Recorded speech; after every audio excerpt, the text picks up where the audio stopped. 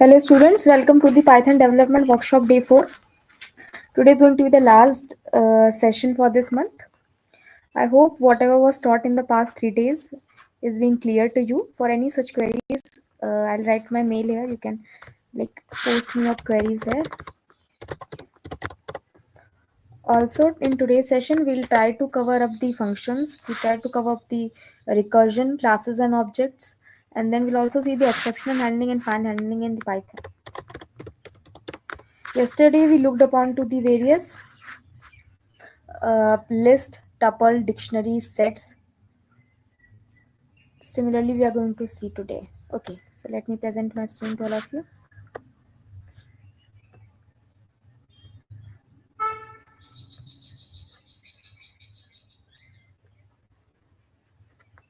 Okay, so Python. What are functions? Yesterday we had some overview over the functions. Now today we'll see this in a very detailed way, because since writing functions is very essential, because anything that you use inside your code, calling even a max function, calling even a min function, or calling anything, just say we saw in case of the various data types like dot append function, dot extend function, print function, anything already has its code defined somewhere. That is why you are able to use it inside your code. Such functions are known as system built functions. That means they're already defined. The other type of functions that I told you is user defined function. User defined functions are the functions that you have already, that the user define in his or her code, depends on the efficiency and the usage or the requirement. Now we'll see what is basically a function. So a function is a reusable block of code that performs a specific task. Okay, so it's a reusable block of code. That means if a function is written, you can use it anywhere inside your code. You do not need to write that same line of codes everywhere. It helps in code reusability and modular programming. That means you can use it. You can use that same piece of code anywhere inside your piece of program. And also it helps in modular programming. That means you do not need to have the more pressure on the processor and other devices to focus again on the same. It is the user defined functions are like addressed with the def keyword. They can have the parameters and can return values. They help in the reducing the code duplication, meaning once you have defined, you can use it anywhere also. Now we will see how you can define a function. So basic syntax for defining a function is, first of all, you have to use a def keyword. Then you have to write your function name. Whatever you want, try to name your function name as such that it is more reliable and stick to the idea of your program. Also, then we have parentheses, and then we have the parameters defined inside it. Whatever parameters are used inside a code needs to be defined. Otherwise, the parameters that are not defined inside the uh, function arguments are taken to be as the public ones. That means you neither have to divide, like you have to define them outside the code, that is either in the main body or somewhere else outside the function. Then we have a return value. That means what things you want the particular function to return. So suppose if we have an example here, def greet. Here greet is a function name. Name is a parameter that is being passed to it, and it is going to return a string value that is hello. The hello world is going here. Hello string is going to concatenate with the name. Name will change as per the calling of the function, meaning in function in whichever value you'll call, it is probably going to print that here, not a name. So now we'll see how you can call a function. Functions can be called to execute. So whenever you define a function, function is never active until unless you call it. So we will, I told you how to create a function. We create a function using a def keyword. Then we see what type of parameters we have to pass inside it. What is the return value should be present inside a function. First, you have defined a function. Now you need to have a basic understanding of how it should be called. Because if you don't call a function, it is not going to perform a task that was assigned to it. So to call a function, we simply write the function name with the parameters that has to be taken. Because if you don't pass a parameter and in the body of the function you have passed the parameters, it is going to give an error. So here we have the greet function, and greet function has the parameter name. So here you need to have at least a single string value passed inside a greet to have that in place of name. Then we'll simply print the result. Since it has a return value, you can simply have the print statement here also. Then you do not need to have the return value here. Then we have the functions, parameters, and arguments. Functions parameter are the parameters that are passed inside the functions. So we'll see what are the types of arguments here. We have the positional arguments, we have the keyword arguments, we have the default arguments, and we have the variable length arguments. Now we will see what does the return statement do. The return statement sends back a value from a function. A function can return multiple values as a tuple. Okay, we have defined the return statement in our greet function. So this return statement will basically going to return or send back a value to a function. Like whatever the function has, a task was given to a function, it needs to return that value back to the place where it was called. So this purpose is being solved by the return statements. Also, a function can have multiple return values. There is no restriction over the number of times a return statement can be called out. Now we have a basic example of a square function. The square function is going to give a square of an integer value. Here num is an integer value. Def is a keyword here, square is the name of the function. Return, we have a num star num. Num star num is basically going to multiply the two numbers. Okay. So in a scenario where you just have one variable, and that one variable is only going to solve that function task, then you can simply use a lambda function. Lambda functions are also known as the anonymous functions. These are short one-line functions which do not have a name. In this scenario, if you define a lambda or anonymous function, you do not need to give a name. But when you define a function which has the def keyword and has more purpose solving out, then you have to define it with the def keyword. Here, since we don't use the name for any function, we use the lambda keyword. This, as told you, they are typically used for very short operations. For example, the previous one, the one square function we have defined before, has only one variable and has just simple task, that is to square a number. Only one variable and a very short task just to square a number can be done with the lambda function also. So we'll just have a square. This is a like the it's probably going to give the output of the lambda function. We have a lambda keyword here. We have x as the variable here. And what is the purpose of this x, or what task this x is going to do is x raised to the power 2. Raised to the power 2 means x square. And as we can simply print square, and we can pass out the numbers. Let's say if we put 5, then output we'll get is 25. Okay, so here comes the recursion part. We'll try to have this recursion in the later part. We'll have the practical session also for the function now. Okay, let me open my Colab. Okay. Till it is connecting to the Python backend, we can have some of the problem discussion over the what all things we can do with the function. Okay. We can have a simple Python code to check whether a number is even or not. We can also have different, like to print a name and age. You can also have some cube of a number. Similarly, we can have a lot of many programs that can have the various usage later in the code. Okay. Okay, I'll just write the here. So we'll write just the basic things here and then we can go ahead. Also, I'm going to write the syntax here so that we do not need to switch back to the slides. Okay. So benefits of using functions.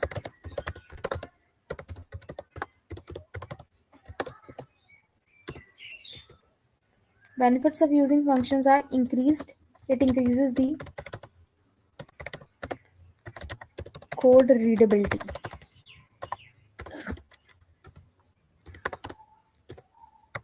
Second one is it increases the code reusability. Readability means you do not need to have that very complex code to understand. When you have a function, you understand the function, and wherever it is called, you know the processing of the function. Second point is it increases the code reusability, meaning that you do not have to write your piece of code again and again.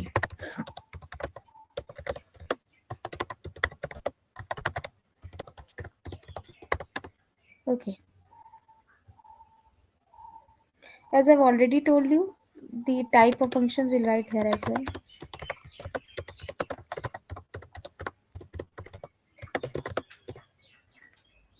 First, we have the built-in functions.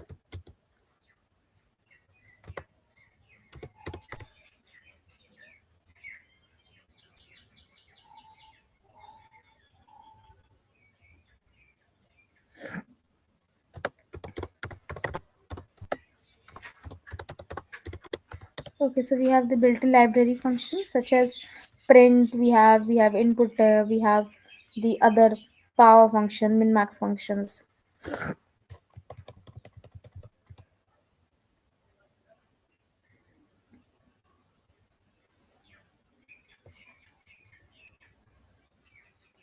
Now we'll just see how you can create a function inside a Python.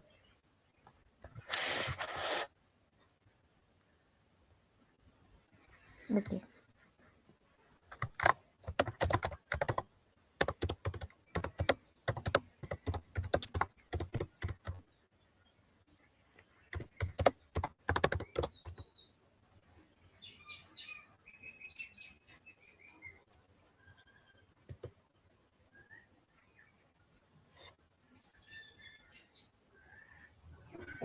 Okay.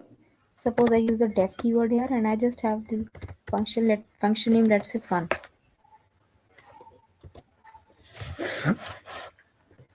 As of now, I don't have any parameters passed to it. It's just the basic function. And I'll just write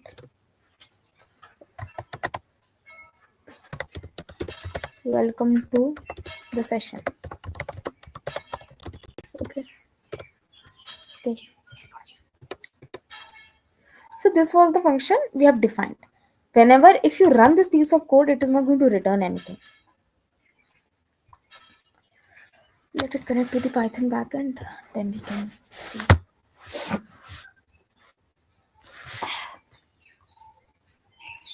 As I've told you, once you define a function, it is very nice. But this function is not going to do any of the tasks until unless you are not called the function.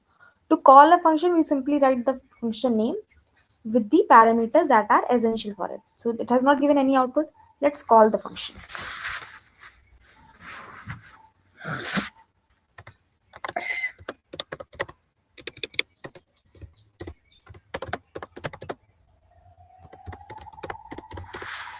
Okay. So simply see how you can call the function. The function name is fun, and since you don't have any parameters, so while calling the function, you do not have to pass any parameter. Okay, so it has printed a welcome to the session.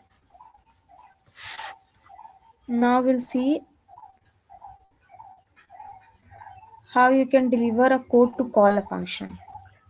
So we'll simply now we'll write a function.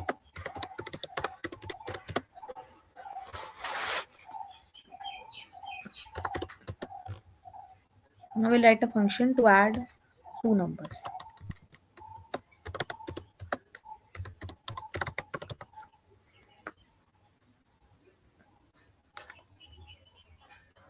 Okay, so for the very first time, let's discuss what all parameters we need. We need at least two numbers, let's say num1 and num2, and both should be integers or both should be float. Right now we are not focusing upon the data types, we should just have two numbers, and then the addition of them should be at least stored in something so that you can print it later on. So let's have that variable name as, let's say, add. Okay, so these are all the variables or the parameters that we need. Since add need not to be a parameter, you can always like define later it inside your function. So just for a case, we'll just write that we just have two parameters that are num1 and num2. Suppose if I have a function name as add. Okay, no, we cannot have the add. Suppose it's like function. Okay, we just have this name, and I just pass num1 and num2 inside it. Okay, then I'll probably going to write add is equals to num1 plus num2. Okay, and write print add. Okay, so now this body of the function is ended. We just have to define, we just have to give the variable name. I have to call the function. Now if I have this num1 has some value, let's say 2, num2 has a value, let's say 5, and I'll just call function num1 comma num2. Okay, so it has printed 7 is our result. Okay, so now let's learn about the argument inside a Python function.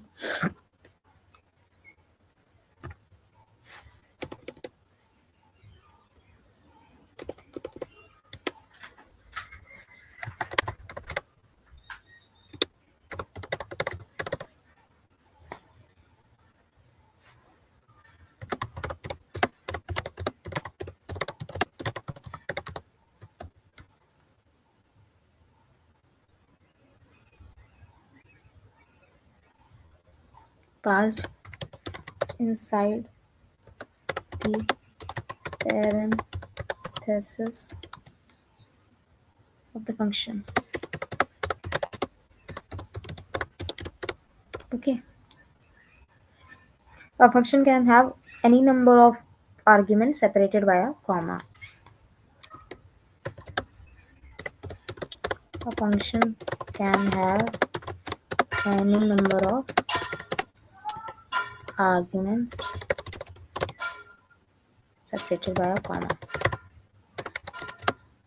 I'm just writing all of these inside a comment just to make sure that we do not have to repeatedly go switch to the slide section separated by commas. Okay,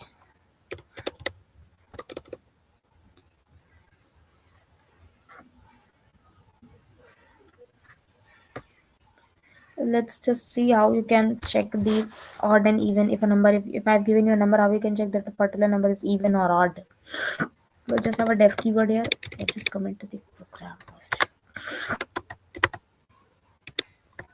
Program to find the number is odd or even.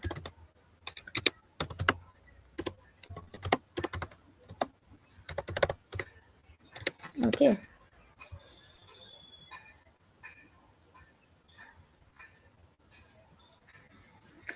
we'll just have the def keyword here.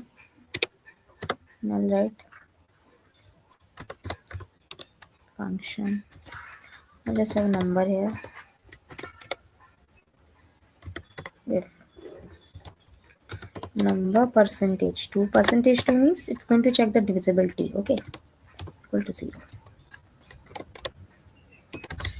Print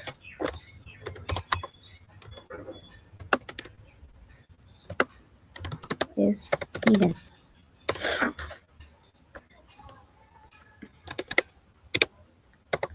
Else print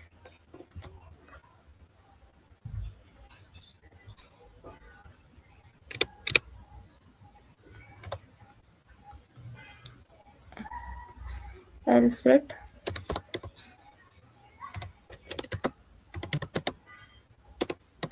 it's odd. Okay, okay, so I've defined the function for this, for checking the number is even or not, even or odd. Okay, so I'll just have the num also defined. Let's see if we have a num of 87. Okay, and I'll just call the function that is from, and I'll just pass this number over here. Okay,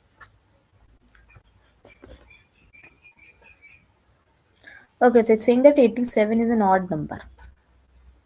Similarly, you can check for others as well. Like suppose you want to check for 2. Okay, the 2 is even.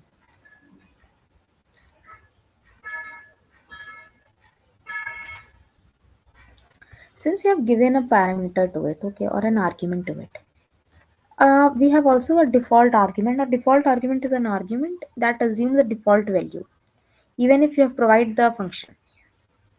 Like whenever you don't provide a argument value, it is going to take as a like a default parameter is going to like execute the function with the same value.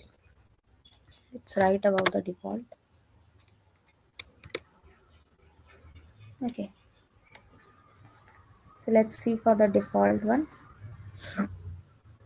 Suppose if I have to have a function, let's say my fun. Okay, and I'll just have two variables. Let's say x and y. Okay, I'll just have print.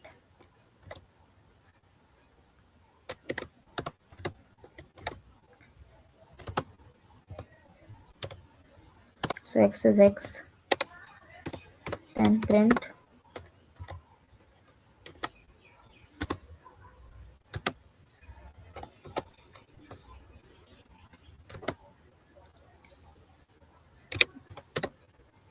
y is y. Okay. Now I give the value of y here, let's say 20. I define it here only. And I will now call this function my fun. Let's say it's x comma y. Okay.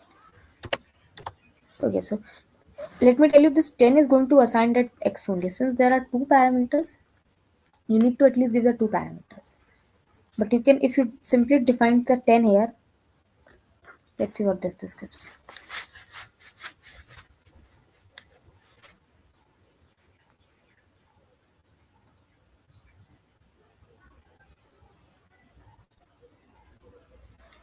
Okay, so x value we have got as 10, but for the value of y we do not have passed any parameter to it. In the function only we have defaulted, like default value for the y was 20 and it has given the value 20. But now if you pass some value, let's say 50, does the value changes? Let's see. Okay, so the value changes and it is saying that the value of y is now 50, which we have given in the function.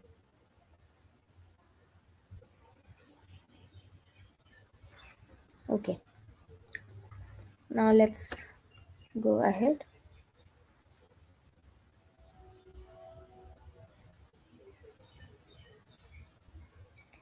Keyword arguments. Now we will see the keyword arguments. The keyword argument, the idea behind them is to call to specify the argument name with values so that the caller does not need to remember the order of parameters. Okay. So we'll see it with another example. Suppose if I have a function name def student. Let's say we have the first name, comma, we have the last name.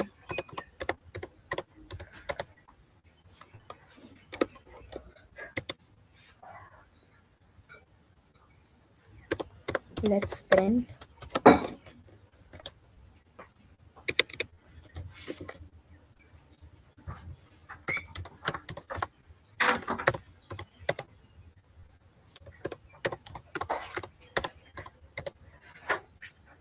first name and last name. Okay. Now, when I call this function student, okay, sorry.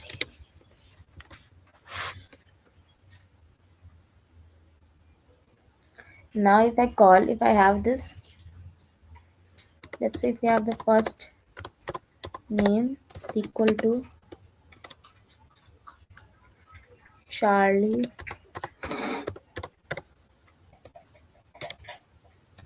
and we have the last name as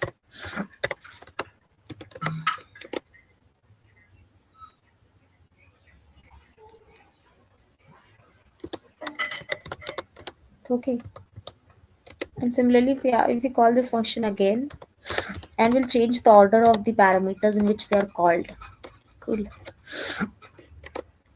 So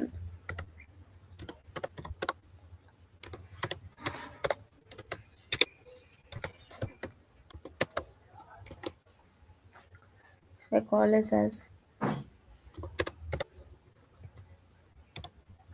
we have the last name as, okay, I just change this order. Sorry, I just need to change this order as well. And I'll write here Anthony. And last name I write it as suppose. Okay. So this is going to be the first name probably. If I run this, we have changed the order, but still the our names are printed the same. Okay. So in the similar fashion, if you do not have defined the first name and the last name here, then it has taken the Anthony to be the first name and the Joy to be the last name, because it will follow that the pattern in which they have been called. But similarly, you have provided our last name is this and first name is this. That is why it has got the idea that how to take it inside a function. So this was about the keyword arguments. Okay, we'll just have some comment here. This was about the default parameter. Okay.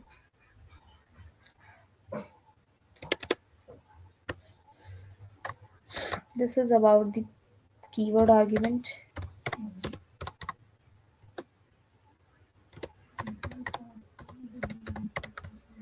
Okay.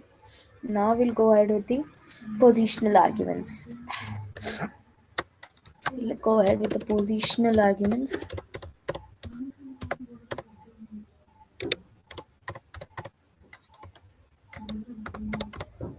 Okay.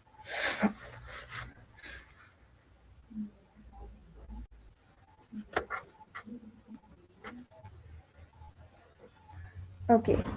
We use a position argument during the function call so that the first argument or the value is assigned to name and the second argument is assigned to the position. But if you forgot the order of the position, the values can be used in the wrong places also. Okay. So I'll just have a code for this. And suppose if I have a function, let's say info, okay, and I'll just pass two things, name and age. Okay. If I print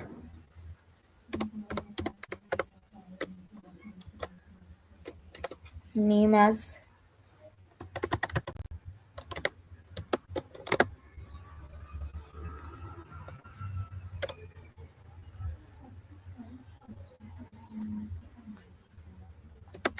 name,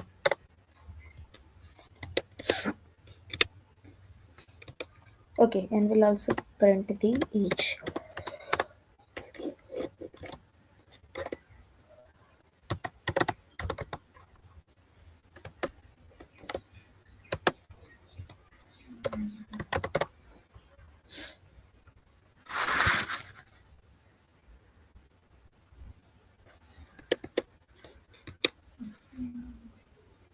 Okay, so now we'll call this function one by one with some cases. Like we'll have each and every case just to understand how the positional parameters are working.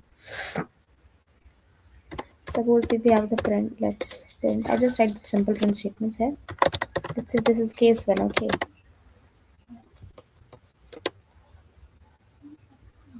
And I'll call this function info.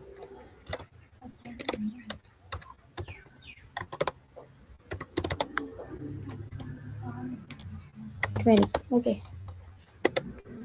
Then I'll write the state.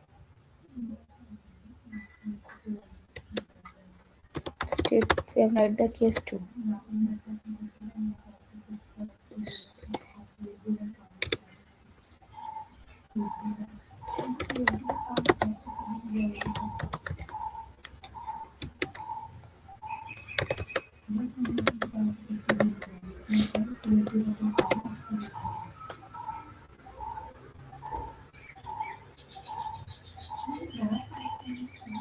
Now if I call this function info, if I have this 20 comma Charlie.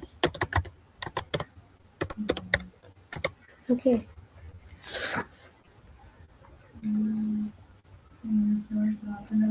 Now let's print this. Okay, so first case is that name is Charlie and age is 20, so it's correct. But in the second case, we have not defined the variables as per we have done in the keyword argument, and hence name is printed 20 and the age is printed Charlie. So that's incorrect. This was about the positional arguments.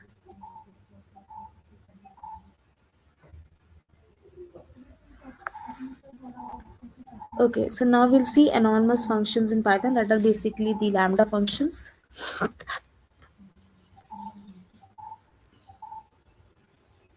Okay, we'll use in this example we'll use the lambda function to calculate the cube of a number.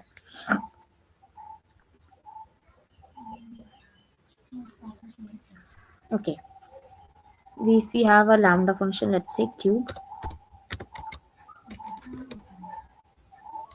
value, okay, is equal to lambda x star x star and x. Okay, so this is probably this is a lambda function, and the lambda function only is a very, it's like we use it for a very one line short operations. Now we'll print this value. Print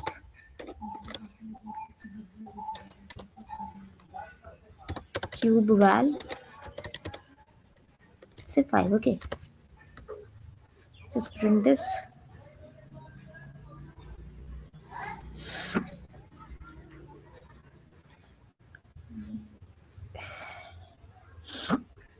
Then so it has printed. Now we will see how you can use the simple, how you can do this with our def also. So we have a def keyword here, then we have the, suppose the function name as cube, and we have to pass the parameter x here.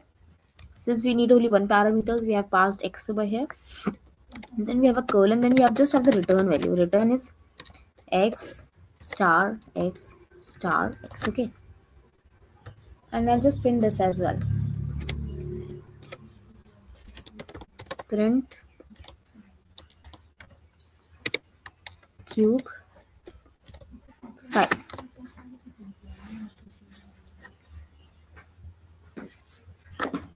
Okay, so both have returned the same thing. So this was about the functions. Let's revise one more time. Okay, so function is a block of code that can be used repeatedly many times inside a code. It basically has two benefits. It increases the code readability and reusability. There are two types of functions: built-in library functions such as print, you have such as max minimum function, we have the powers function.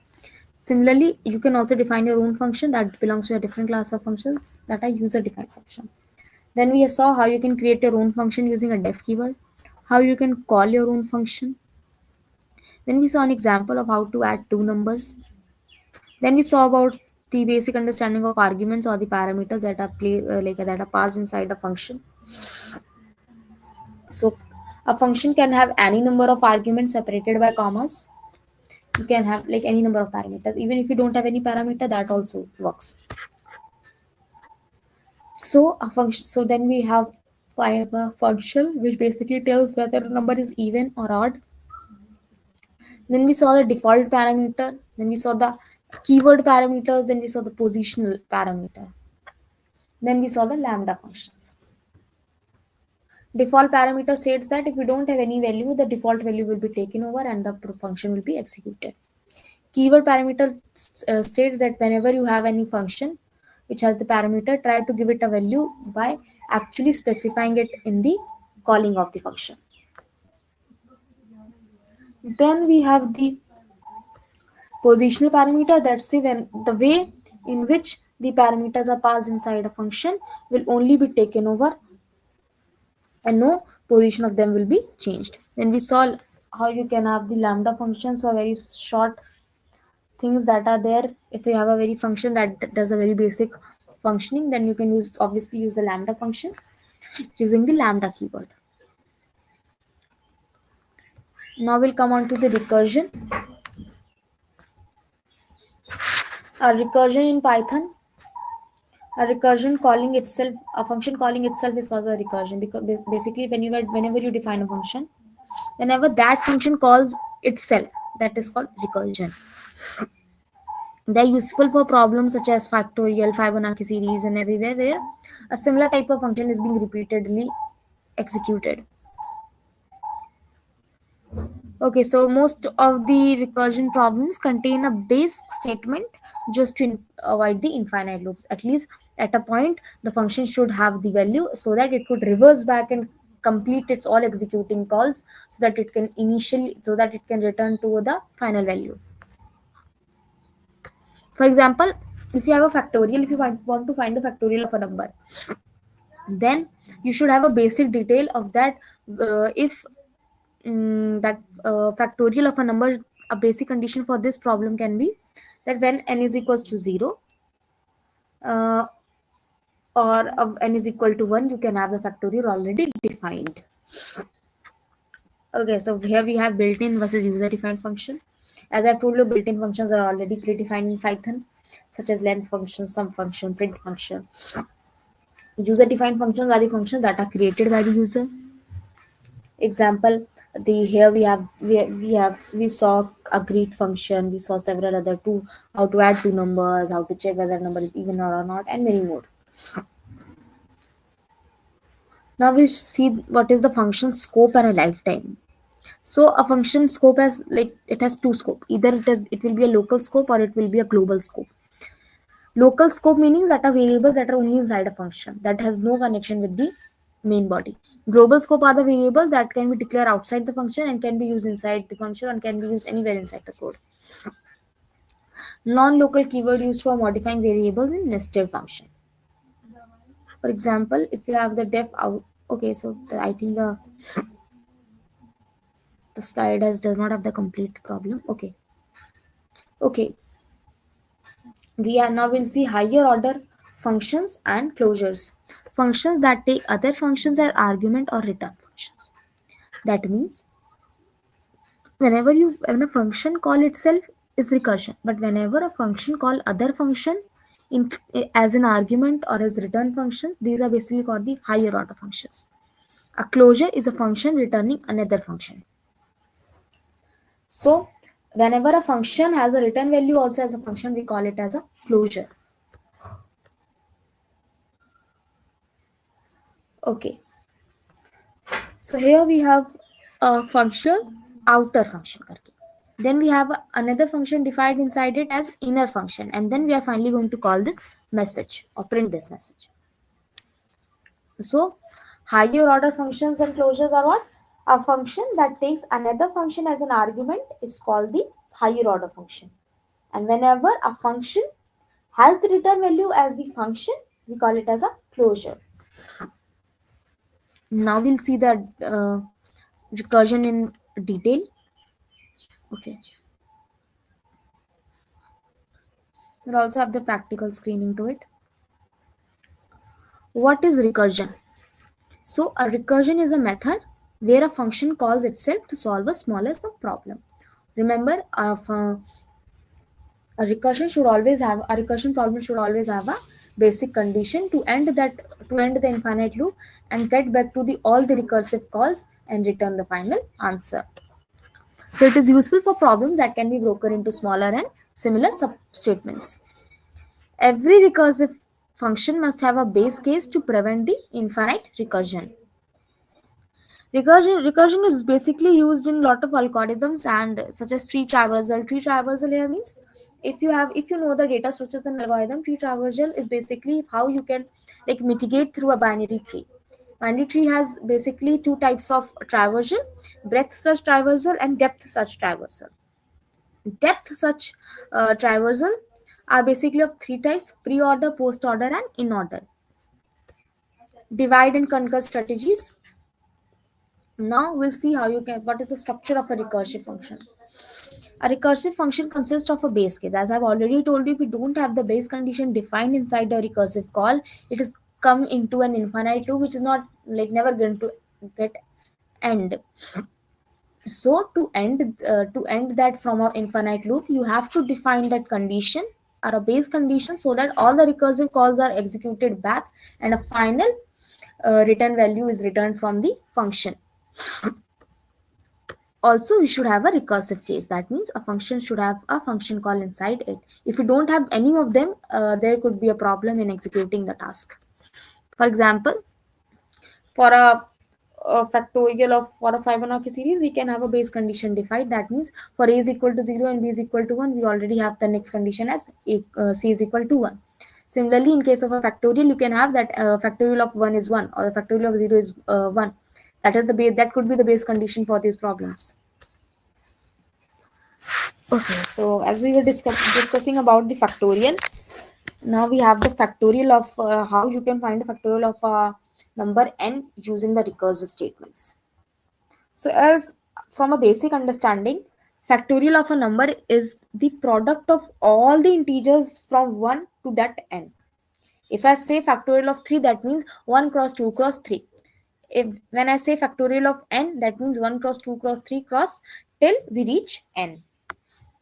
So what could be the recursive approach for it? Since I've written a solution here, you could also have some thoughts in your mind and try to write your piece of code from yourself. But for the basic understanding, and we don't spend much of time here writing the code, I've already written it in my slides. We have a function factorial defined. For the basic understanding, we already know that to call it for a recursive call, we need to have two things: a basic condition and a recursive call. Here basic condition is n equal to 0 and it will return 1. And our recursive call is n star factorial n minus 1. This factorial is again a function that was defined as. So here what all parameters that could be passed? N, because we have to find the factorial of n. It is saying that if n is equal to 0, whenever we reach n is equal to 0, the answer should be 1. If that is not the case, then return n star factorial n minus 1. Okay, so when you see that, if you find the factorial of 3, so it is 1 cross 2 cross 3, and when you reverse it, it is 3 cross 2 cross 1. Since multiplication is commutative in nature, you can do so. Hence, in case of factorial n, you can have n cross n minus 1 cross n minus 2, then star star star, then 3 cross 2 cross 1. Similarly, you can do this in fashion. And hence, when you write this, you can reverse it. So here we can write n star factorial n minus 1. N minus 1 factorial means n minus 1 to 1. This is going to be a recursive call for all of you. Now we will see the recursive call for a Fibonacci series. What is the Fibonacci series? Fibonacci series is a series in which the next term is the summation of the last or the previous two terms, and the very first two terms of this series are 0 and 1. So the third term is going to be 0 plus 1, 1. And now the fourth term of the series is going to be the summation of the second and the third element, that is 1 plus 1, that is 2. And in this fashion, the series goes on and on. For your pretty knowledge, I must say that on this sequence, we have two problem statements. One is to print a Fibonacci series till this number n, let's say. Second problem statement is that to print n Fibonacci numbers. If I say that you have to print the Fibonacci series up to 4 terms, that means you have to write 0, 1, 1 and 2. But when I say you have to print the Fibonacci series till 5, that means you have to include 0, 1, 1, 2, 3, 5. Okay, as written here, each term is the summation of the two previous ones. Now we'll see the recursive approach for this. Okay, we have a def keyword. We have the Fibonacci as the function name, which has n as the parameters passed to it. The basic condition for this is that if n is less than or equal to 1, we will return n. Otherwise, we have a recursive call, that is Fibonacci n minus 1 plus Fibonacci n minus 2. Here, what does this say? Here, n minus 1 and the n minus 2 Fibonacci functions are calling the previous two terms to be added. Whenever this n reaches equal to 1 or less than 1, this will return 1. And whenever this returns 1, this recursive call will be executed back and the Fibonacci will be printed. Now let's see what is the basic difference between the recursion and the iteration. Recursion uses function calls, iteration uses loops. To call a function, it's when a function calls itself, it is basically a recursion. But when a loop is executed particular times or with the condition, it is iteration. Recursion is simpler to write for tree and graph problems. The tree and graph are basically the type of data structures that can, like, we can use a recursion to write the structure of them or to like traversal to have them. Iteration is usually more efficient, avoids stack overhead. Okay. So as per your knowledge, stack is also a data structure in which the first term is taken as is like taken out at the very last.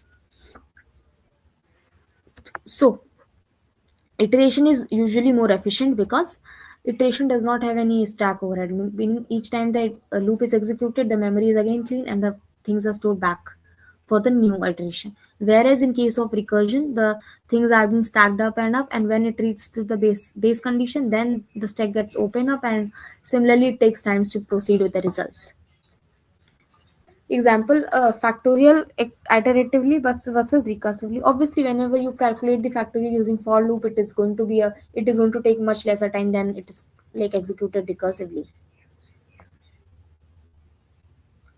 Okay, so this is a tree recursion, indirect recursion. We have the tail recursion. Okay, so these are some of the very like very advanced things: tail recursion, indirect recursion, and the tree recursion. Before this, we'll just go back. We'll see to the advantages and disadvantages of recursion. Okay, advantages of recursion are that it makes your code concise and clear, easy to understand, useful for problems like of trees and graphs, as I told you. Disadvantages of the disadvantages of the recursion is it uses the high memory because the results are stacked up. It can also even lead to a stack overflow if the base case is not ever defined only. Okay, so how to use recursion? Use recursion when the problem can be broken into smaller subproblems of the same type. It can be used in the graph traversal, tree traversal, or backtracking problems. Backtracking problems basically is uh, like there are a lot of divide and conquer and many such things where you have to backtrack to the problems. Divide and conquer algorithms such as merge sort and quick sort. These are basically the type of sort algorithm techniques that are used to sort an array. When recursion simplifies, recursion simplifies implementation. Okay, so let's come to the practical session for the recursion.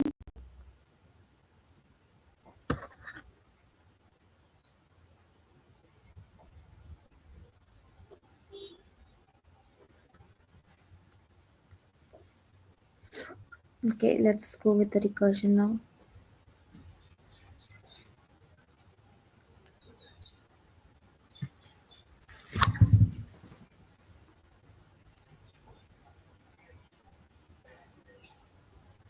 Okay, so let's write some points here and then the term recursion can be defined as the process of defining something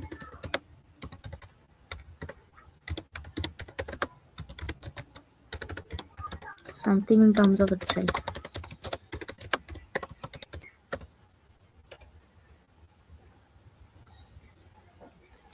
Or you can say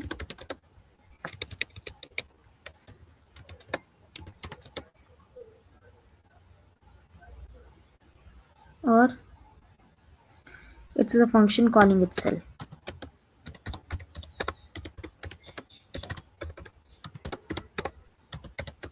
Function calls itself.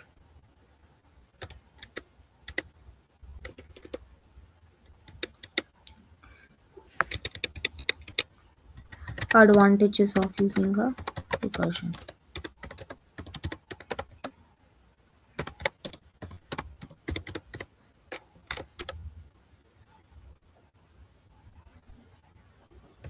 complicated problems can be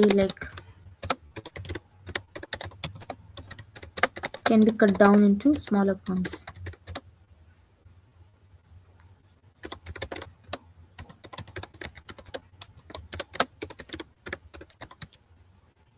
Okay. Also, it makes your code more concise and short.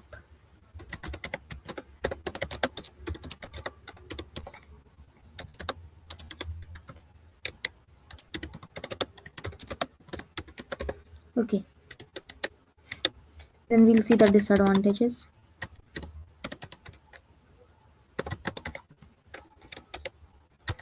First one is the Stack Overflow. Whenever if the base condition is not defined. Then we have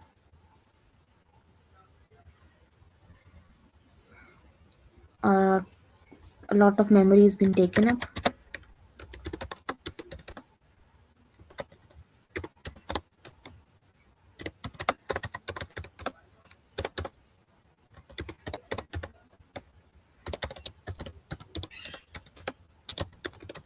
Okay. This was about the recursion, sorry. Now we'll see the syntax. Suppose if you are deaf word here. I'm so sorry. Suppose if you have a function here, let's say func.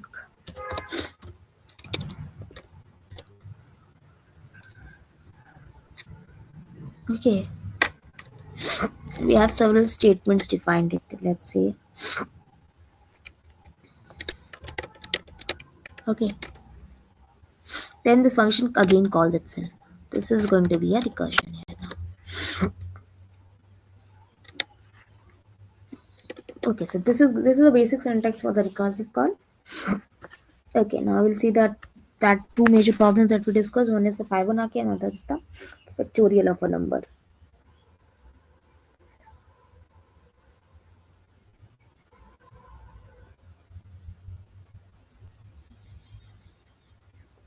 Okay, so we'll see program to print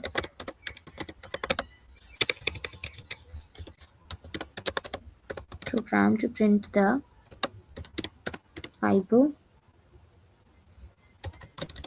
Fibonacci series of two integers. Okay.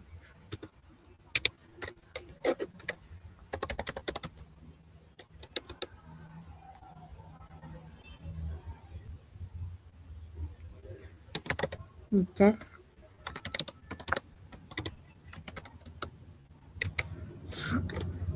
recursive function, let's say.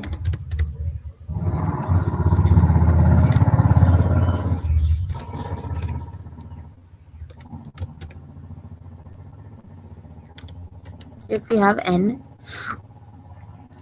we are defining the base condition. We'll return n.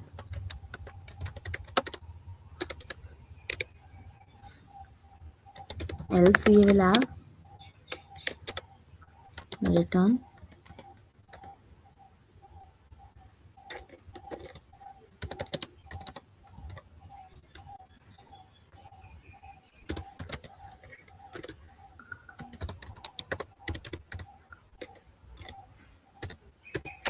so on plus recursive function n minus 2.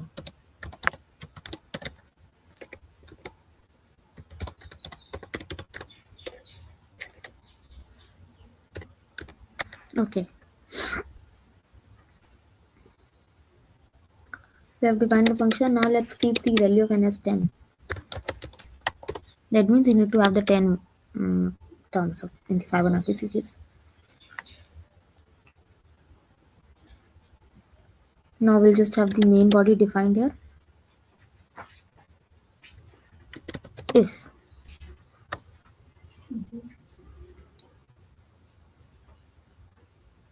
If n is less than or equal to 0, and we'll just print invalid input. Okay.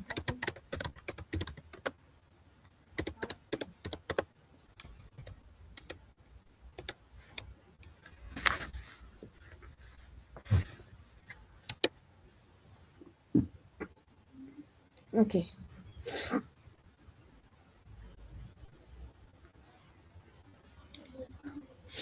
Else, we can say to print the Fibonacci series is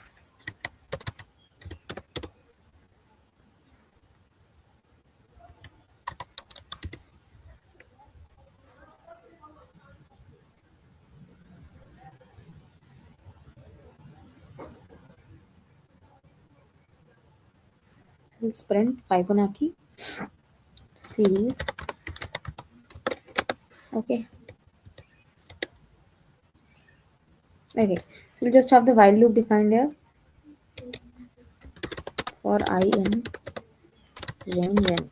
Range n means it is going to run the times that we want the terms to be there. And I'll just print the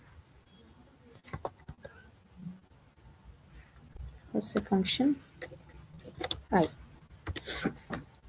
Let's run this code.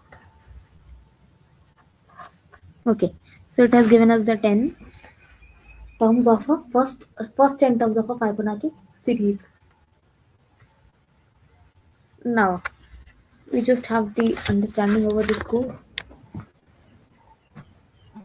Okay, so here we have the recursive function as the name, where n is the parameter, n is the number of terms till like how many terms you want it to be to want how many terms first terms you want of the Fibonacci series to be printed. Okay, if n is less than or equal to 1, it is going to return 1, else it is going to call a recursive call, that is the addition of the last of the previous two terms. Now we say that 10, we want 10 first 10 terms of Fibonacci series. So now if you say if n is less than, suppose we don't have any term, we either have the input is given by the user is either 0 or negative, then we are saying that is going to be invalid input. We don't have any Fibonacci series for this. But now if it is positive, then we are simply going to print the Fibonacci series using the for loop and the recursive function. Okay. Now we'll see how to print a factorial of a number.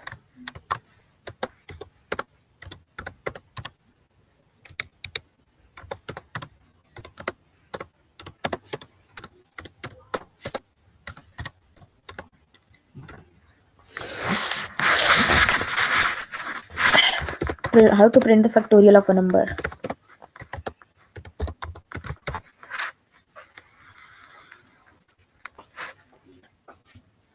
Using recursion.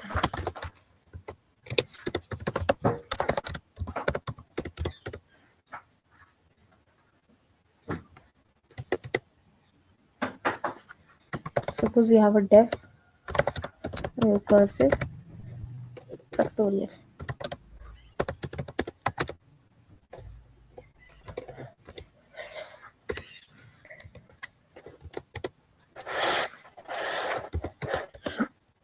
Suppose if we have n equal to 1, then the factorial we don't want to return 1. Okay. To return n. Else return n star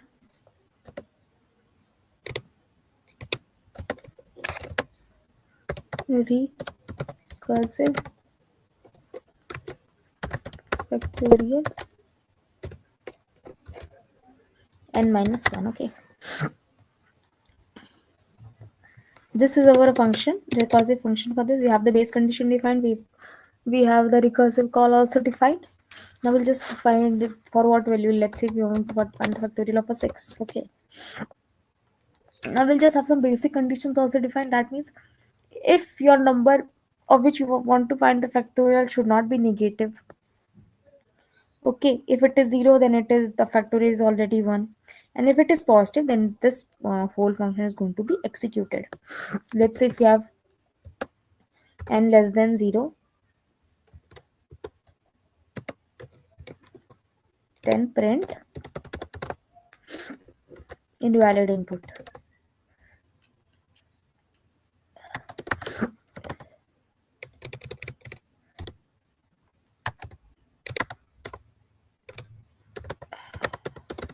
Invalid input. Sorry, it's a spelling goes wrong.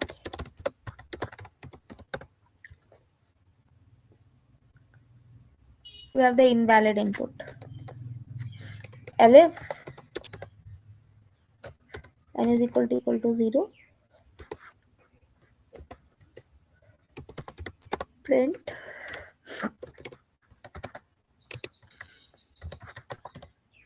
factorial of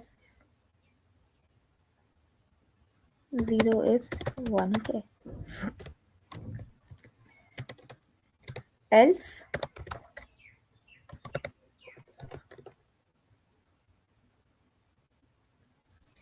print factorial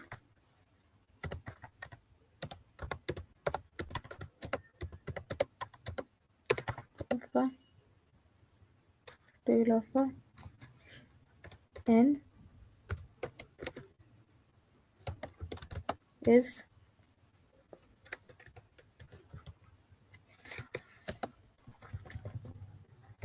is recursive factorial.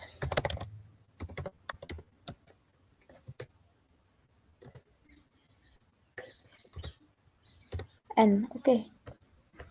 Let's run this code.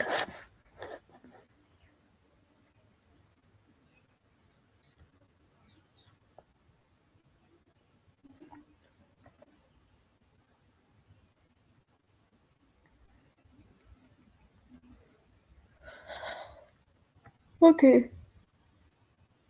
So it's saying that because factorial for 6 is 720. Similarly, let's understand this code once again. Okay. So it's saying here that we have a function recursive factorial that is calling itself. We have a base condition whenever n reaches 1, we have the factorial as 1, that is n. Then we are seeing that in the else, if it is not the case, then the recursive call will be executed. That means we have n star recursive factorial n minus 1. Now we wish to find the factorial of a number 6. We just have some basic configurations made after this. That is, if n is less than 0 or less than 0, that means it is negative. We are particularly going to state that it is an invalid input. If n is equal to 0, that means factorial of 0 we already know is 1. We have defined it in the elif part. For the else part, we say that if your number is greater than 0, then we have a recursive factorial function being called. Okay. Now we'll see the tail recursion.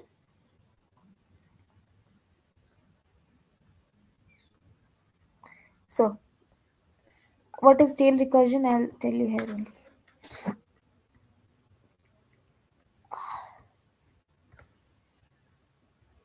Okay, so we have a tail recursion. I'll just tell you some of the basic details of a tail recursion.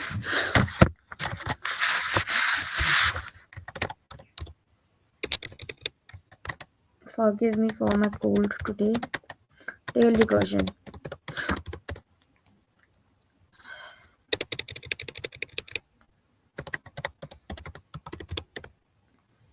Okay, tail recursion.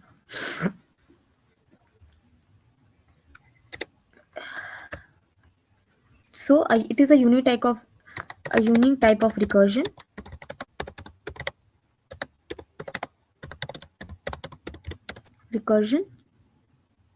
Where the last procedure of a problem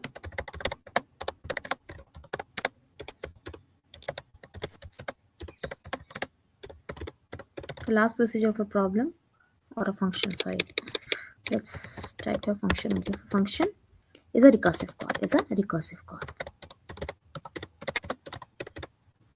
Okay.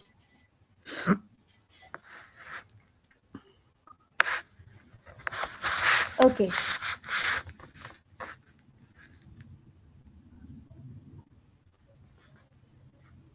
let's try to do the factorial wala problem with this tail recursion. Okay, we have a def keyword, we have the recur fact, let's say, and we have two problems. Let's say n. We have n. We also have a variable. Let's say a 1. Then, if we say if n is equal to 0, return a. Okay, return a means it is going to return 1 only.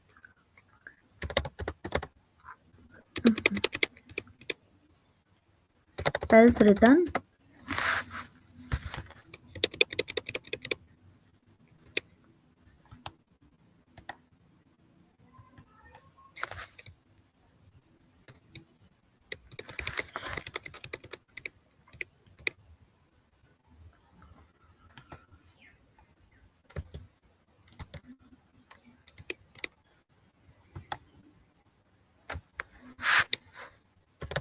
else return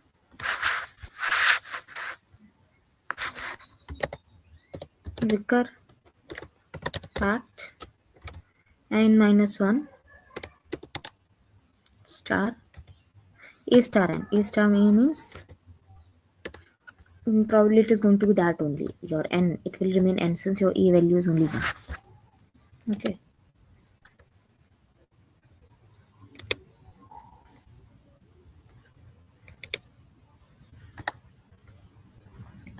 Okay, now we will just print the result. Let's say if we write print recur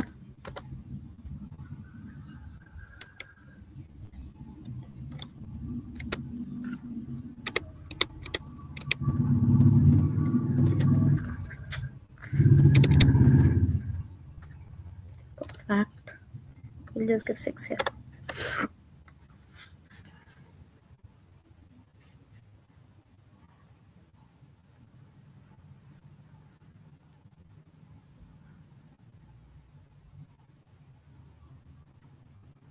Okay, so it has given us the result that factorial of 6 is 720. So this was about the recursion. We'll just revise it once again.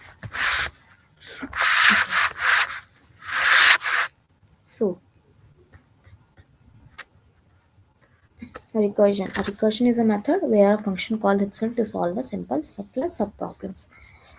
Recursion is useful for problems where you can like divide a complex problem into similar subproblems. Every recursive call must have a base to prevent the infinite recursion. Also, recursion is widely used in algorithms such as tree traversal and divide and conquer strategies. For divide and conquer, we have the merge sort and the quick sort. Then we saw the structure of a recursive function. That means it should at least have a basic case and a recursive call. Then we saw the example of factorial, how you can calculate a factorial of a number. Then we saw how you can like print in terms of Fibonacci series using the recursion. Then we saw the basic difference between the recursion and the iteration. Recursion is good, but sometimes iteration is always basically kept over the recursion because it not uses the much of your memory and is also very efficient for the machine. Then we saw the tail recursion. Tail recursion is the case where the recursive call is the last option. Then we saw the tail recursion using the factorial example. Then we saw advantages and disadvantages of recursion. Advantages of recursion are that it makes your code concise and easier to understand, useful for problems like tree traversal. Disadvantage is that there can be a stack overflow if you don't define the base condition. Also, there can be a huge memory usage during the function call stack. When to use this recursion? When you have a very complex problem and you can divide them into smaller sub problems that are similar, so that each when one solution is defined for that sub problems, it could be like relatable to everybody, and in the later stage it could be summed up to produce the common result. It is basically used in tree and graph traversal, backtracking problems, and divide and conquer algorithms. Okay. Now we will come to the classes and objects in Python. That is basically object-oriented programming in Python. Okay. Introduction to object-oriented programming. An object-oriented programming group is a programming paradigm based on the objects. Objects are instances of class, encourage code reuse and modularity. So the key principles of the object-oriented programming languages, your encapsulation, abstraction, inheritance, and polymorphism. Okay, we will understand each word in a detail here. Encapsulation in object-oriented programming is the practice of building data and methods together into a single unit. That means you combine the whatever the data variables are there with the methods that are functions that uses the data values to provide some result to us.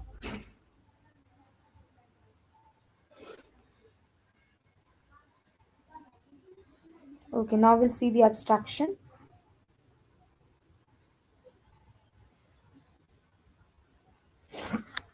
Abstraction. So abstractions in object-oriented programming is the process of hiding unnecessary details and focusing on the essential part that is only required by the user.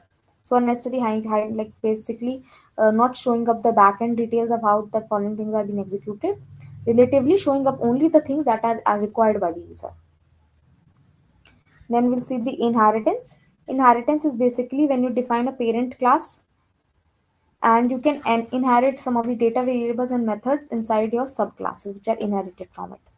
So it's a mechanism that allows a class to inherit properties and behaviors of from another class.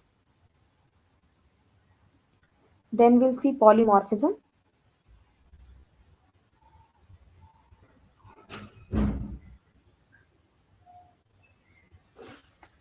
Okay, polymorphism allows a single interface to represent a multiple type of data. It allows the developers to redefine methods for derived classes. Also allows the developers to reuse the same lines of code in multiple places. These are the key principles of the object-oriented programming language. That is encapsulation.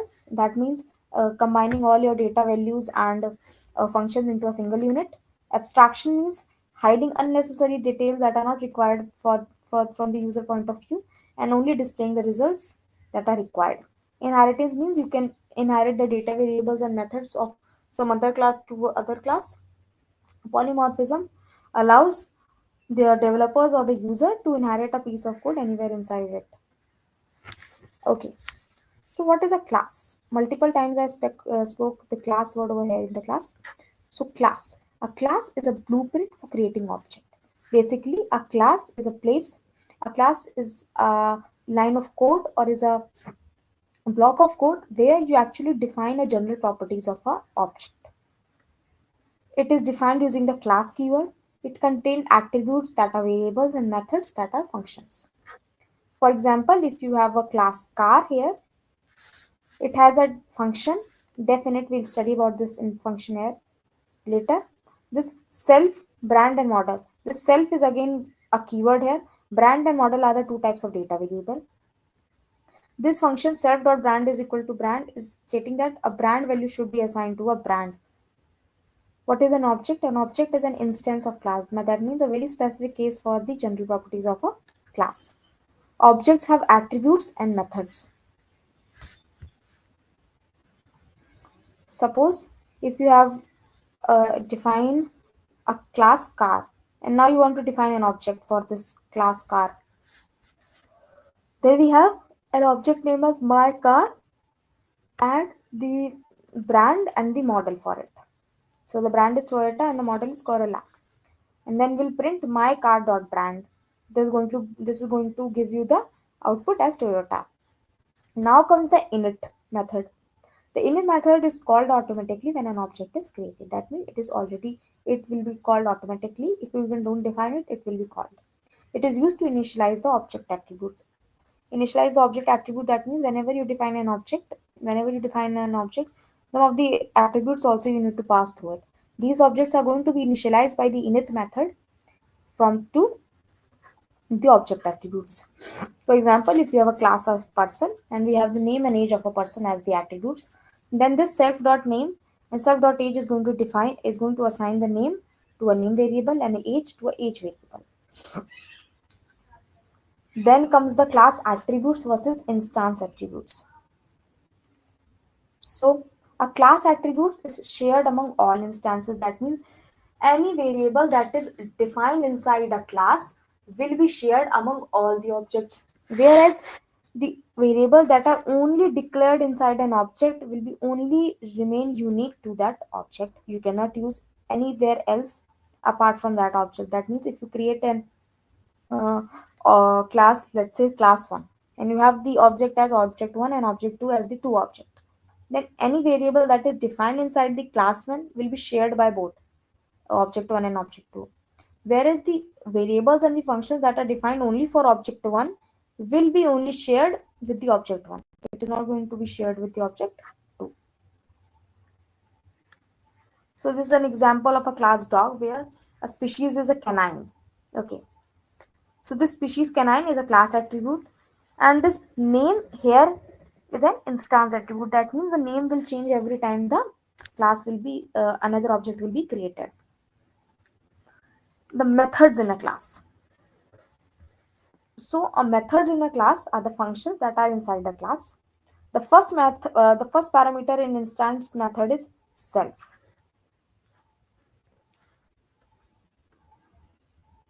Here we have an animal class. We have the self as the parameter and name as the instance variable. Inheritance in Python. Inheritance allows a class to derive the properties from another class. That can be the data variables or can be even functions. This reduces the redundancy and promotes code reuse. That means if you have defined a particular type of thing in the code already, you just have to inherit that class and you can use it inside your code. Okay, now comes the polymorphism. Polymorphism allows the same functions to work in different ways. That means polymorphism, if you have written a piece of code, you can use it in different ways in different at different place. Different classes can have methods with the same name but different implementations. For example, if there here in the example, if you say a class cat, then it is probably going to return the sound as this, but this could be changed as per the animal is changed, but the speak function is going to remain the same. Now we will see the encapsulation in Python. Encapsulation restricts the direct access to the object data. That means the data variables or the functions that are defined inside an object will only remain stick to the object. It is not going to be shared to the it is not going to share to the any other object or even the we say to a class. We try to use the underscores to indicate the private variables. That means whenever you want that this variable is the private variable, then you should always start it with the underscore. Suppose here we have a class bank account. Init is a function here. Self is again going to be a self parameter. Balance is our class variable. But you know that this balance is going to be a private variable and hence we have to start it with the underscore.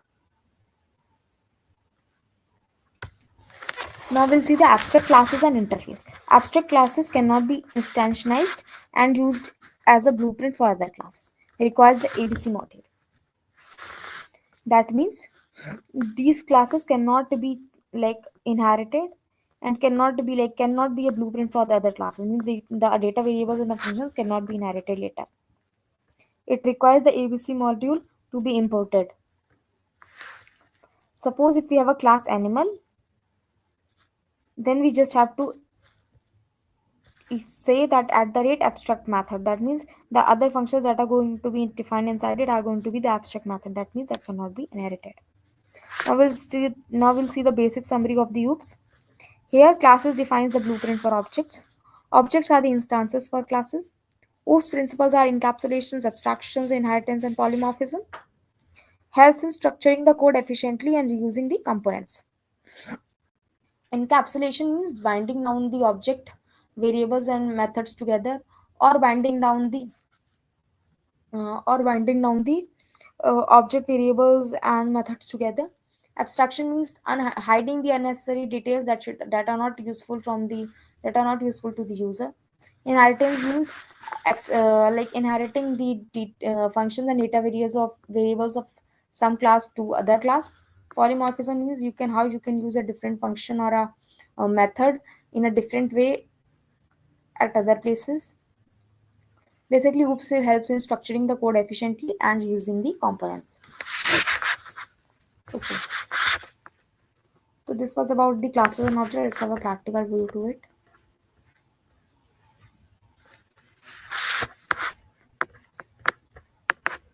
Okay.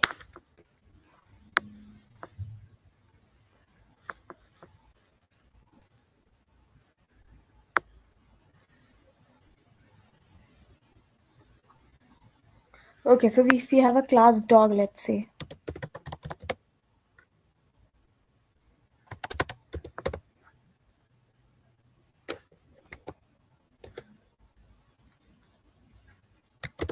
And we have a sound as, let's say, bark. Okay. Now we'll just create a object for this. To create an object, I'll write dog1 is equal to dog.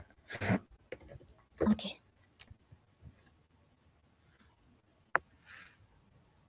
Now it will not do anything. Just to print the attributes, I have to write print dog1 dot sound.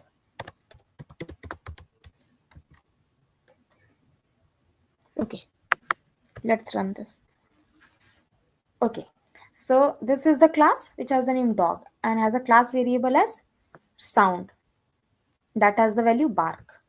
Now dog1 is an object of the class dog and it is going to print the class attributes. We will write print dog1 dot sound. Okay.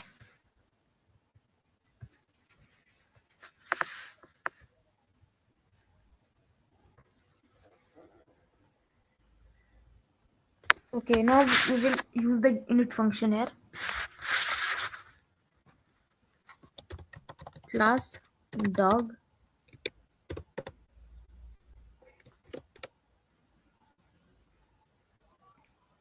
if I write here species is equal to canine.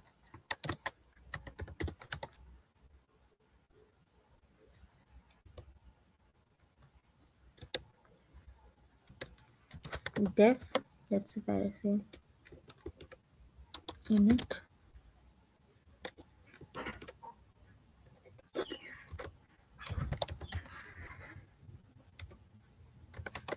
self name and age. Okay, these are some of the class variables. Okay, so we'll just simply write self dot name is equal to name, self dot age is equal to age. So for this piece of code, we have the explanation as we define a class named dog. A class at species is a class attribute that's going to be shared by all the classes. Like that is like here the name of the class is dog, and this class attribute species is going to be shared by all the instances of class that is object. Okay. Now we will have the object for this class. Let's say the object for this class is dog1. Okay.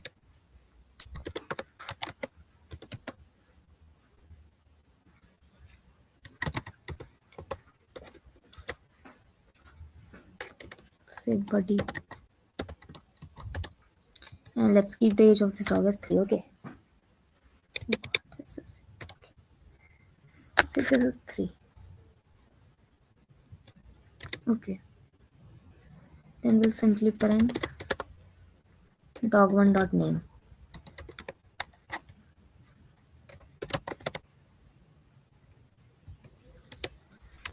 and we'll write dog1 dot age,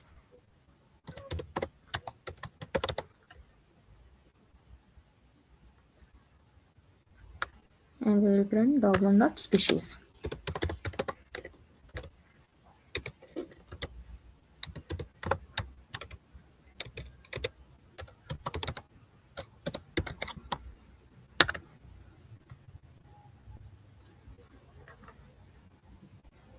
Okay, so the name is Buddy, age is 3, and the species is canine.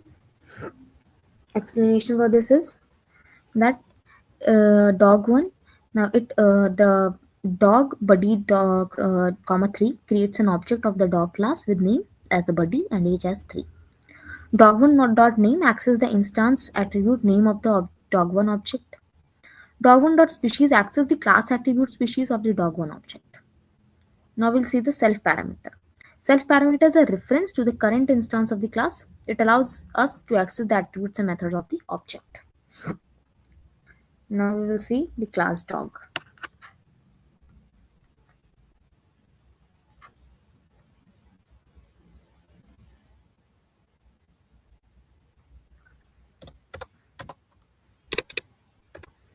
We have a class dog.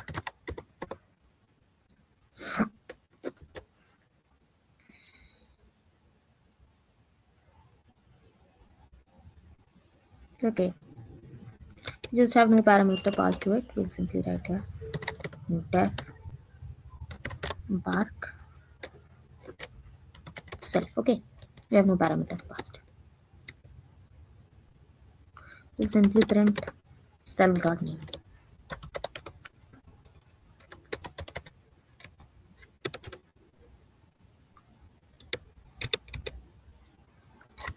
Dog1 equal to dog. Just have Buddy and 3 same only will take.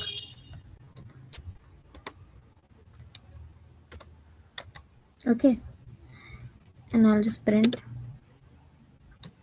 dog1 dot bark.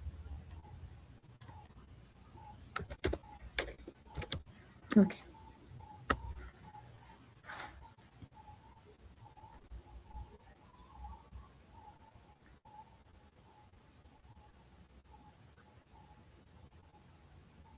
Okay, so this gives an error because we have not passed any variable here. So now move back to the now move ahead with the str method. So str method in Python allows us to define a custom string representation of an object.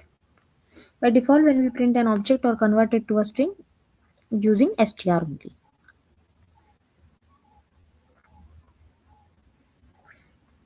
For the previous code, you should always keep in mind if you have not defined any, if you have not passed any parameter here, you cannot pass any parameter later in the, like you cannot have the parameter during the calling. Okay. Now we'll see the str method.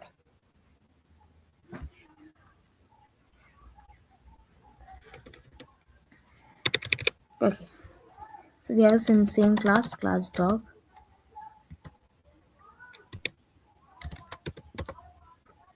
Okay.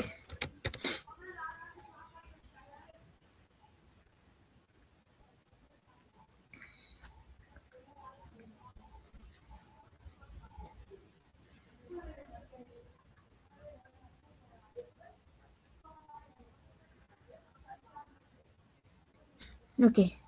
If we have a class, so what does the str method do? The str method in Python allows us to define a custom string representation of an object. By default, when we print an object or convert it to a string, we use str method only. Now we go ahead with the variable part. In Python, variables defined in a class can either be a class variable or an instance variable. And understanding the difference between them is very crucial for object-oriented programming. Class variables are the variables that are shared across all the instances of a class. That means all the objects will have that, whereas it is defined at the class level outside any method. All the objects of the class share the same value for a class variable unless explicitly over. Whereas the instance variables are the unique to each other, and these are defined within the init method or other instance methods. Each object maintains its own copy of instance variable independent of other objects. For example, if you have a class dog, okay, and okay, let's have an example. Okay, we have written also here. Okay, we'll start with this only.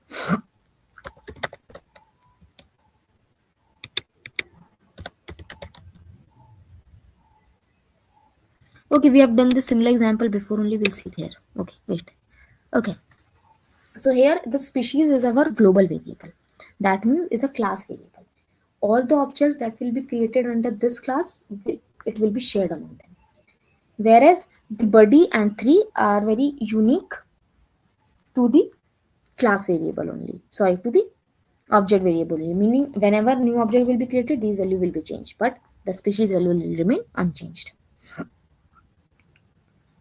Okay. Then we come on to the public members. Public members are accessible from anywhere, both inside and outside the class. That means any member that is defined as public can be either accessed inside the class or can even be accessed outside the class.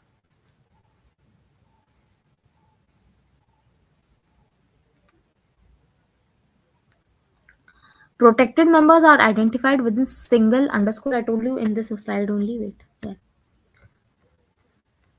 That for the private variables we use the underscore.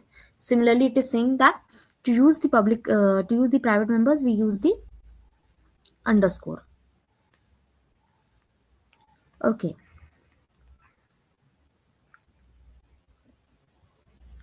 For the private members are identified with double underscore. Like suppose if you want to have the there are three types of members. We have public, private, and public. Public, private, and protected. For public, they are defined whether they are defined outside the class and can be accessed anywhere. Whereas for the public, they are very restricted and are identified with a single underscore. Whereas the private members are identified with a double underscore and can only be accessed directly within the scope it is defined, like within a class or within an object only.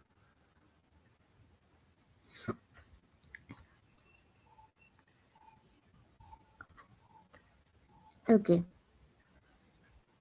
Let's take an example of each of them and then we can go ahead with the exception handling and the file handling. Suppose we have a class public.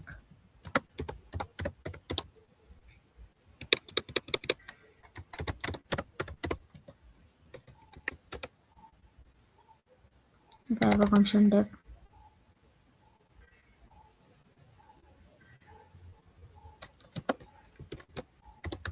in it, we have this self. Okay, now we have the self dot name as is equal to John.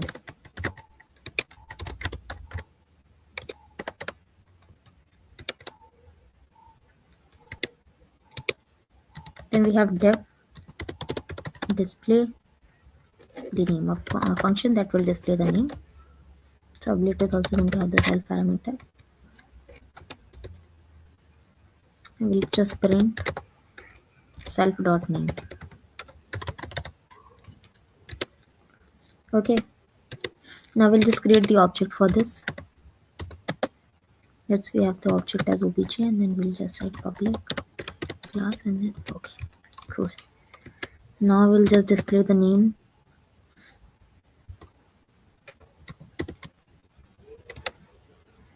Display name and we'll print object dot name. Okay. So object dot display name will also print the name, whereas the print object name will also do the same thing. The public attribute name, this attribute is declared without any underscore prefixes. It is accessible from everywhere, both inside and outside the class. Public method, that is our display name, this method is also accessible from any part of the code. It is directly accessible, directly access the public attribute and prints its value. The object obj, an instance of public, is created, and the display name method is also called, demonstrating how public attributes and methods can be accessed directly. Here, one thing to note is the init method is a constructor and run as soon as the object of a class is created. Now we'll see the for the protected members. Suppose we have a class protected. Okay. We have the init function here.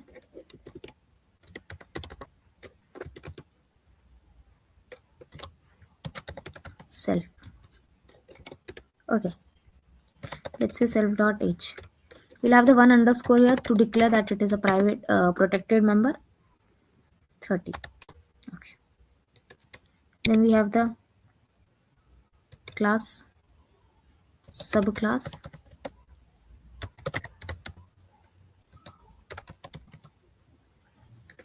That is protected.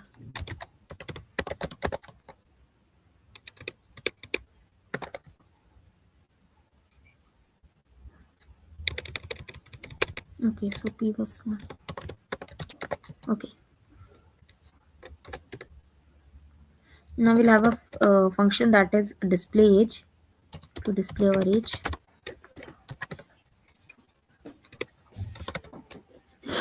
Okay, and in this we have to pass the self parameter.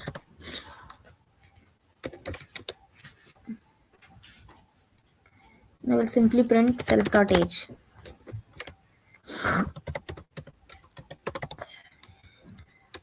Okay.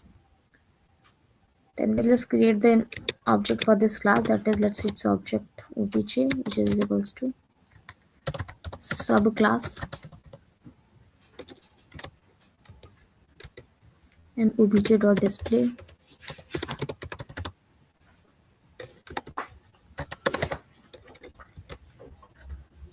Okay, we'll run this.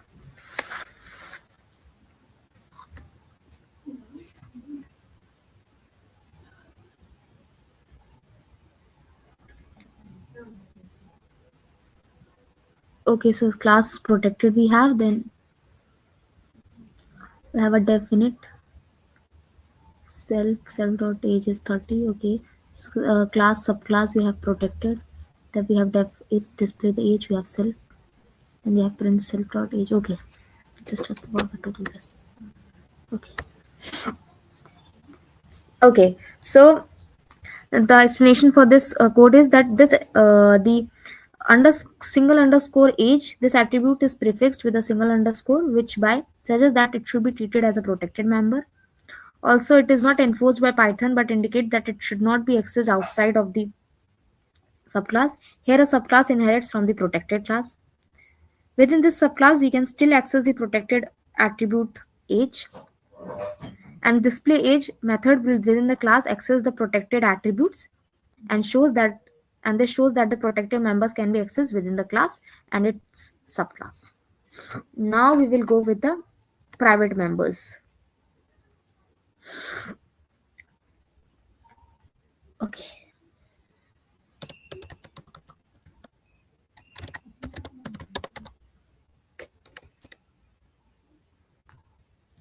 We have def, we have init.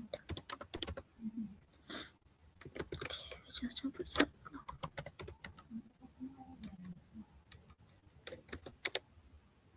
Okay, we'll just have self. Now this time we'll be using to the underscore just to see, just to have the private members now.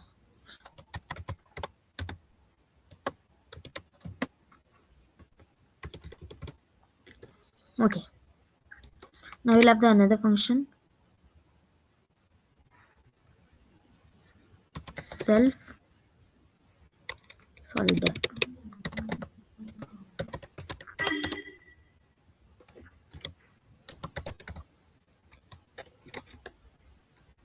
return self dot underscore salary. Okay. Now we'll define the object for this.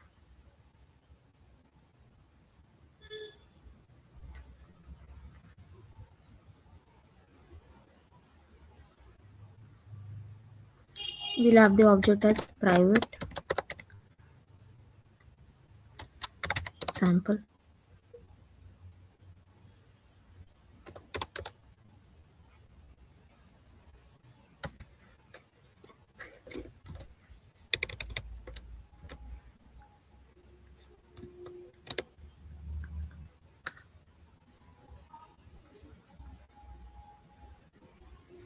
Then we'll just simply write print object dot salary.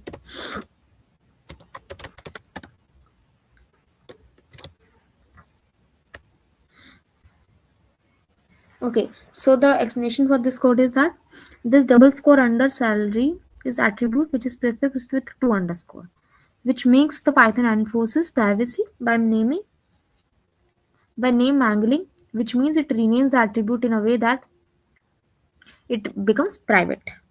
This salary, the method salary, this public method provides the only way to access the private attributes. It safely returns the value of a salary. Direct access attempt. That means if you're trying to access the private attribute directly, will this result to an enforcing encapsulation at a language level.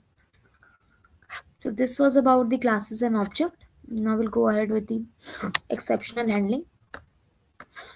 Exceptional handling is a mechanism to handle the running time errors. Whenever you run a code, whenever you get errors, how to handle them is known as exceptional handling. It prevents the program from crashing. It ensures smooth execution of a code. For this, you can use the try, except, finally, and raise blocks. Common type of exceptions are zero division error. Whenever you try to divide a number by zero, it will raise to this error. Type error is invalid data type operation. Name error is when you don't have any variable such defined and you used it in your code. Index error is an error when you're trying to access an invalid index. Key error is whenever you try to access an invalid dictionary key. Value error is when you have an invalid argument for a function. The basic try and except block we will see. The try and except block handles the exceptions gracefully. For example, we will have the try keyword. Then we have x is equals to 10 divided by 0. Since I told you, this is mathematically proven invalid to divide a number by 0. So this will result to an error, mainly zero division error. And so to handle this, we have try block where we have x is equals to 10 divided by 0, where the actual problem is there.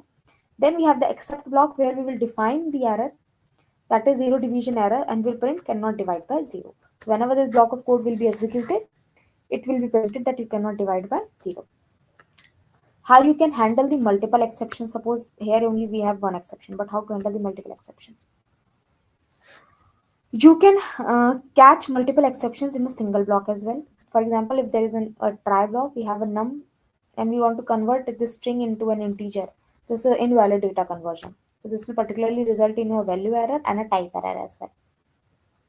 So when if the value error comes, the same invalid input will be printed. If also type error comes, the same invalid input statement will be printed.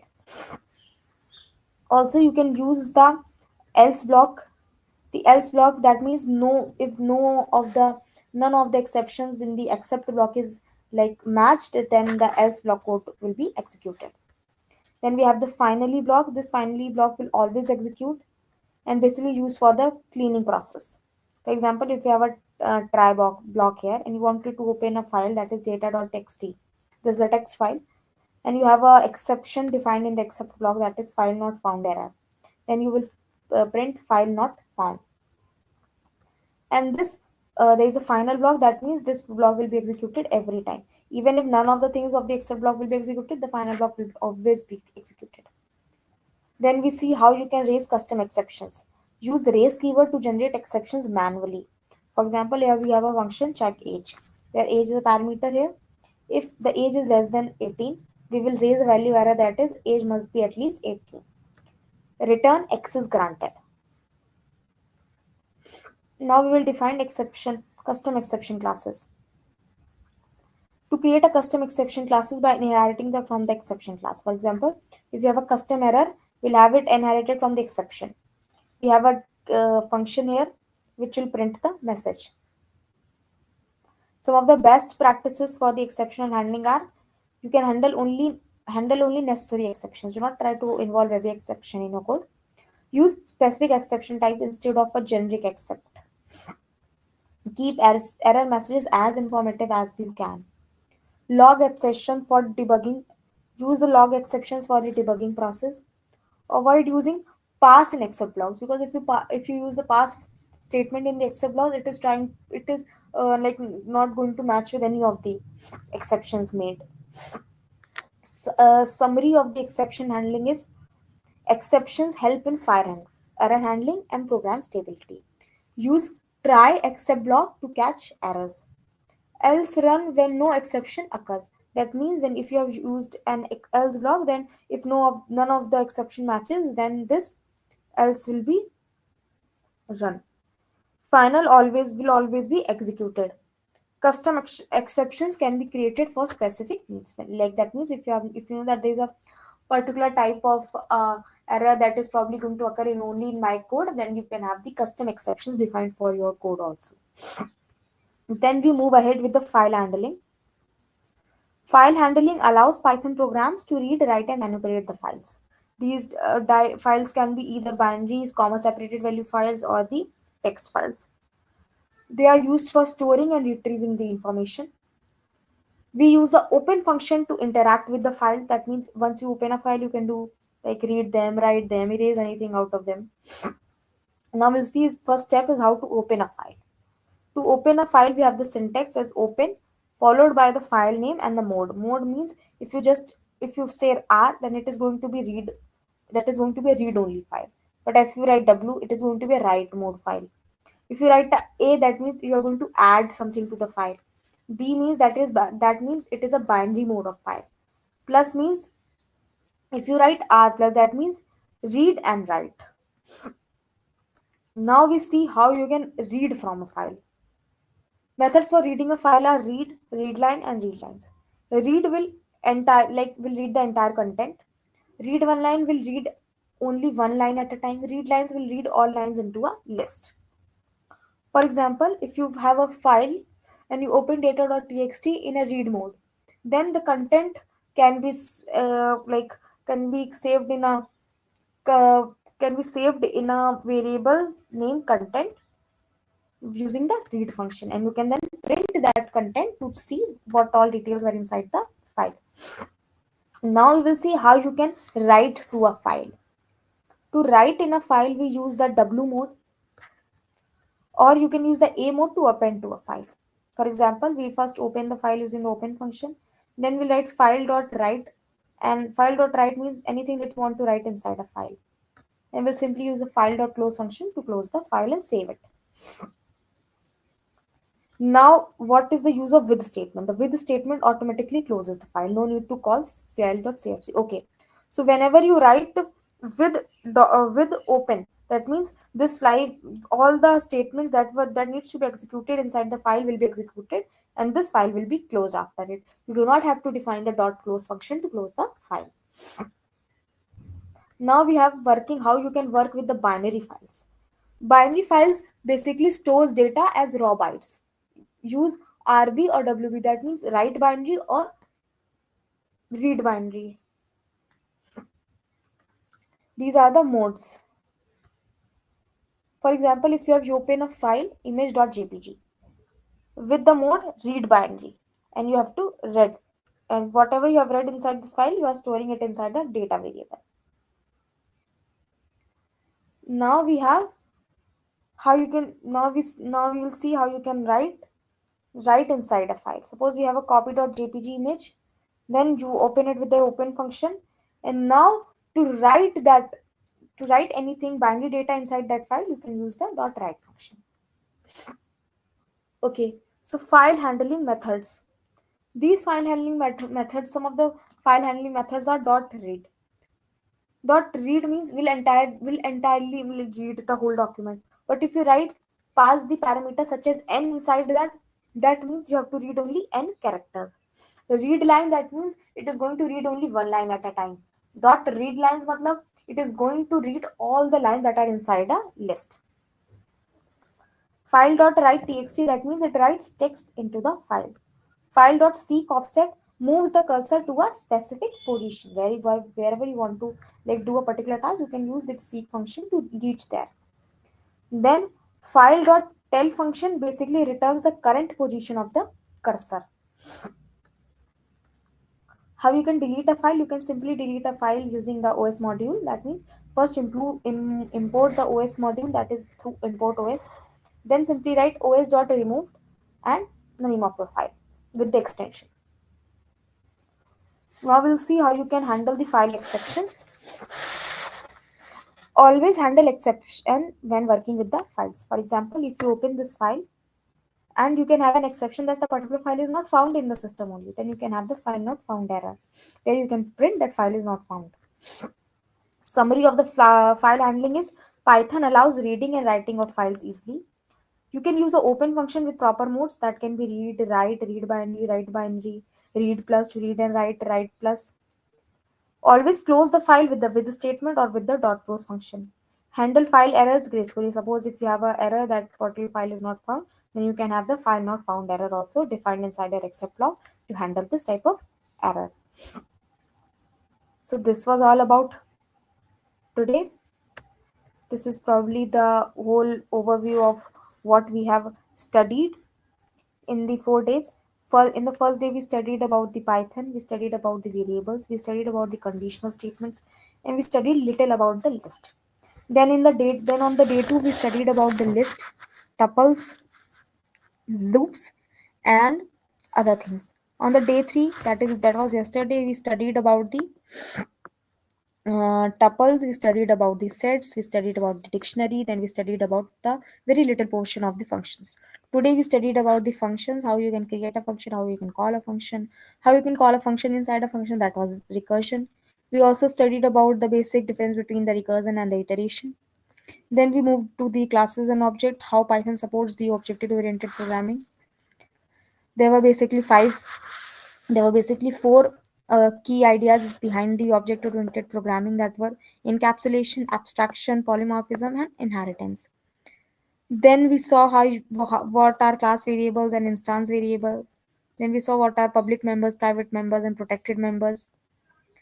Then we went to the exception handlings, that how you can handle the exceptions that are present inside your code using the try block, except block, catch block, finally block, and else block. Then we move to the file handling, where how you can open a file inside a Python, how you can write anything inside a Python, how you can read inside a file that is uploaded on the that has been open up on the Python. What are the different modes to modify it? Then we saw what are the functions, like you have the dot read function, dot open function, dot seek function, dot tell function, dot close function to close a file, and several other ways. So this was all about the sessions. I hope you all got it. If there are queries, you can write up in my mail. I'll be happy to answer all of them. Thank you so much. Have a